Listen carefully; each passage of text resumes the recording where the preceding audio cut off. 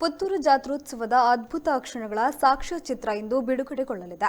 ಪ್ರವೀಣ್ ಪುತ್ತೂರು ಪ್ರಾಯೋಜಕತ್ವದಲ್ಲಿ ದಿವಂಗತ ಎನ್ ಮುತ್ತಪ್ಪ ದೇರ್ಲಾ ಇವರ ಸ್ಫೂರ್ತಿಯೊಂದಿಗೆ ಇಂದು ಸಂಜೆ 4:29 ವೇಳೆಗೆ ಪ್ಲೇ ಬಾಕ್ಸ್ ಯೂಟ್ಯೂಬ್ ಚಾನೆಲ್ನಲ್ಲಿ ಸಾಕ್ಷ್ಯಚಿತ್ರ ಬಿಡುಗಡೆಗೊಳ್ಳಲಿದೆ.